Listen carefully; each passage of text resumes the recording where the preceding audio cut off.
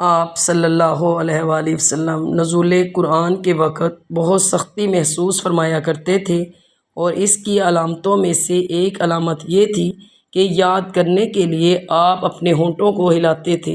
ابن عباس رضی اللہ تعالیٰ عنہ نے کہا، میں اپنے ہونٹ ہلاتا ہوں جس طرح آپ صلی اللہ علیہ وسلم ہلاتے تھے۔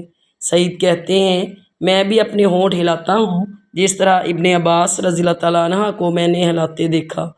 پھر انہوں نے اپنے ہونٹ ہلائے۔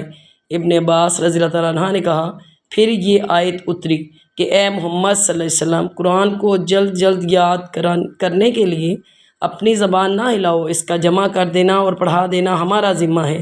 ابن عباس کہتے ہیں، یعنی قرآن آپ صلی اللہ علیہ وسلم کے دل میں جما دینا اور پڑھا دینا ہمارے ذمہ ہے۔ پھر جب ہم پڑھ چکے تو اس پڑھے ہوئے کی اتباع کرو۔ ابن عباس فرماتے ہیں، اس کا مطلب یہ ہے کہ آپ اس کو خاموشی کے ساتھ سنتے رہو، اس کے بعد مطلب سمجھا دینا ہمارے ذمہ ہے۔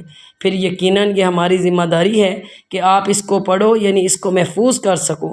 چنانچہ اس کے بعد جب آپ کے پاس جبرائیل وحی لے کر آتے تو آپ توجہ سے سنتے، جب وہ چلے جاتے تو رسول اللہ صلی اللہ علیہ وسلم اس وحی کو اسی طرح پڑھتے جس طرح جبرائیل علیہ السلام نے اسے پڑھا تھا۔